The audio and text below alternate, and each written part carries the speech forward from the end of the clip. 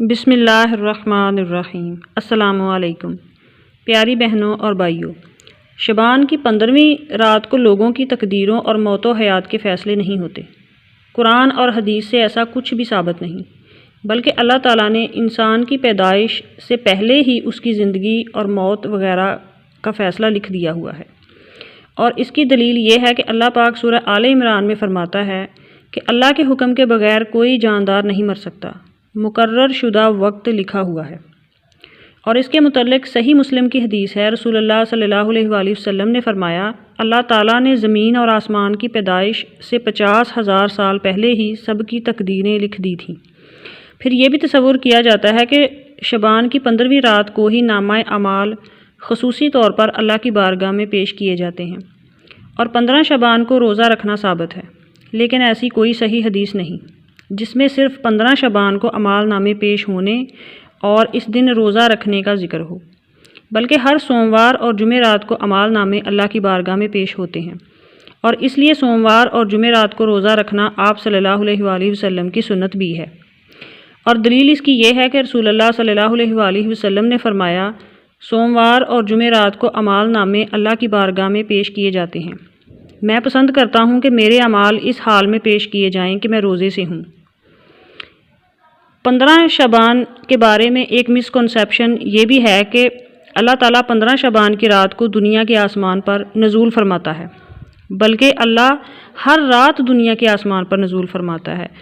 اور دلیل اس کی یہ ہے کہ رسول اللہ صلی اللہ علیہ وآلہ وسلم نے فرمایا، ہمارا رب بلند اور برکت والا ہر رات کے آخری حصے میں دنیا کے آسمان پر نزول فرماتا ہے اور پکارتا ہے، کون ہے جو مجھ سے دعا کرے کہ میں اس کی دعا قبول کروں؟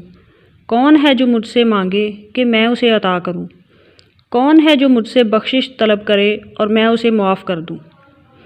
اس کے علاوہ خصوصی طور پر 15 شعبان کو روزہ رکھنا بھی ثابت نہیں ہے۔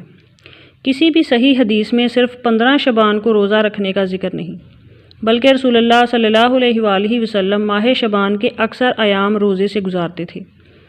اس کی دلیل یہ ہے کہ ام المومنین حضرت عائشہ صدیقہ مطہرہ رضی اللہ تعالی عنہا فرماتی ہیں، میں نے نبی صلی اللہ علیہ وآلہ وسلم کو شعبان سے زیادہ کسی مہینے میں اتنے نفل روزے رکھتے نہیں دیکھا۔ 15 شعبان سے ریلیٹڈ ایک اور مسکنسیپشن یہ ہے کہ 15 شعبان کی رات فوت شدگان کی روحیں گھروں کی طرف لوٹتی ہیں، اور اس رات خصوصی طور پر قبرستان جانا چاہیے، لیکن ایسا نہیں ہے۔ جب کوئی بندہ فوت ہو جاتا ہے تو اس کی روح اس دنیا سے عالم ارواح منتقل ہو جاتی ہے، اور دنیا سے اس کا رابطہ ہمیشہ کے لیے ختم ہو جاتا ہے۔ اس کی دلیل یہ ہے کہ اللہ تعالیٰ نے سورہ المومنون میں فرمایا، یہاں تک کہ جب ان میں سے کسی کو موت آنے لگتی ہے تو کہتا ہے، اے میرے رب مجھے واپس لوٹا دے تاکہ میں اس دنیا میں نیک کام کروں جسے میں چھوڑ آیا ہوں۔ اللہ فرمائے گا، ہرگز نہیں، یہ تو بس ایک بات ہے جو وہ حسرت سے کہنے والا ہے، اور ان سب روحوں کے آگے اس دن تک برزخ ہے جس دن وہ قبروں سے اٹھائے جائیں گے۔ اللہ اکبر۔ اور 15 شعبان کی رات کو خاص اہتمام کے ساتھ قبرستان جانے کے حوالے سے کوئی صحیح حدیث نہیں ہے، بلکہ قبرستان جانے کا اصل مقصد موت کو یاد کرنا ہے۔ دلیل اس کی یہ ہے کہ رسول اللہ صلی اللہ علیہ وآلہ وسلم نے فرمایا، قبروں کی زیارت کیا کرو، یہ موت یاد دلاتی ہیں۔ اور دوسری بات یہ کہ اس رات کی خاص عبادت اور نوافل کا کوئی قرآن و حدیث میں ذکر نہیں۔ اگر کوئی روایات بیان کی جاتی ہیں تو وہ جھوٹی اور من گڑت ہیں۔